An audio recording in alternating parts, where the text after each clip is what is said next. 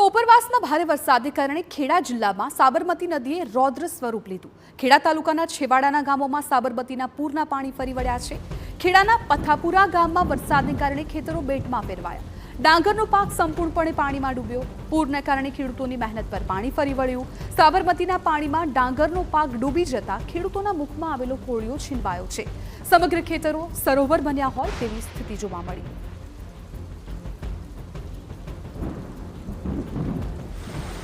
ઉપરવાસમાં પડેલા ભારે વરસાદને કારણે સાબરમતી નદી ગાંડી તૂર બની છે।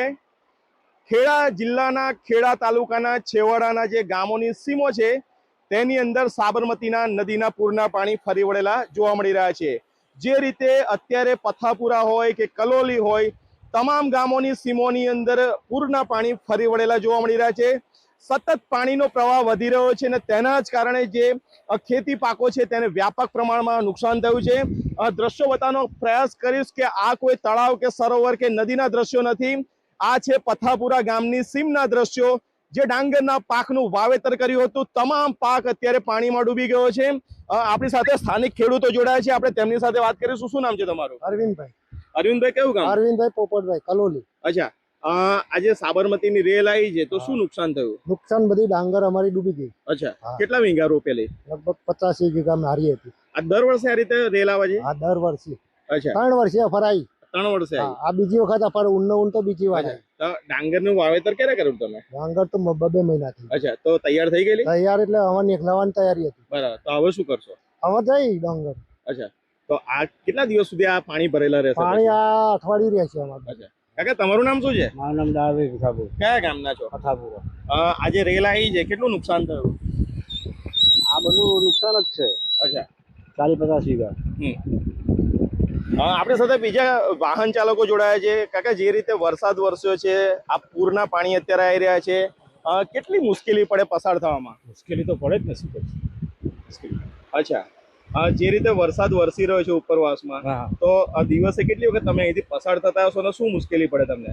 આવા જવાની મુશ્કેલી પડે જ। અચ્છા, તંત્ર પાસે શું રજૂઆત? સરકાર પાસે કોઈ રજૂઆત છે? કોઈ નહીં, કોઈ સરકાર કોઈ જવાબ નહીં।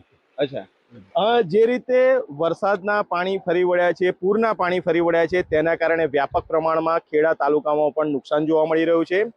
ખેડૂતો હવે સરકાર પાસે અપેક્ષા રાખી રહ્યા છે કે જે રીતે રેલના પાણી આવે છે, પૂરના પાણીના કારણે જે નુકસાન થયું છે, તો જે તેઓને ખેતી પાકોને નુકસાન થયું છે તેનું યોગ્ય તેઓને વળતર મળવું જોઈએ। ધર્મેન્દ્ર કપાસી, TV9 ખેડા। તો સાબરમતી નદીને કારણે ખેડા તાલુકાના કલોલી ગામમાં પણ ભારે તારાજી સામે આવી છે। ગામોને જોડતા રોડ પરથી ઘૂંટણસમાં પાણી વહી રહ્યા છે અને હજારો વીઘા ખેતીની જમીન પાણીમાં ગરકાવ થઈ છે। ડાંગર અને શાકભાજી પાક પૂરના પાણીમાં ડૂબી ગયા। પૂરના પ્રકોપથી જનજીવન અસ્તવ્યસ્ત થયું અને પ્રજા હવે હાલાકી વેઠી રહી છે।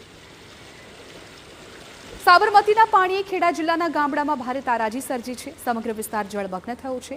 સ્થાનિકોને ખેડૂતો હવે પાણી ઓસરવાની રાહ જોઈને બેઠા છે। ઉપરવાસમાં પડેલા ભારે વરસાદને કારણે સાબરમતી નદી ગાંડી તૂર બની છે। ખેડા જિલ્લાના ખેડા તાલુકાના દ્રશ્યો છે। જે રીતે ઉપરવાસમાંથી પાણીનો સતત આવક થઈ, ધરોઈ ડેમની અંદરથી પાણી છોડવામાં આવ્યું, તેના જ કારણે અત્યારે સાબરમતી નદી ગાંડી તૂર બનેલી જોવા મળી રહી છે। આ જે દ્રશ્યો છે તે કોઈ નદીના દ્રશ્યો નથી, ખેડા જિલ્લાના ખેડા તાલુકાના છેવાડાના જે ગામો છે તે ગામોની સીમોના દ્રશ્યો છે। જે રીતે પાણીનો પ્રવાહ સતત વધી રહ્યો છે તેના કારણે ખેતી પાકોને તો ચોક્કસ નુકસાન થયું છે।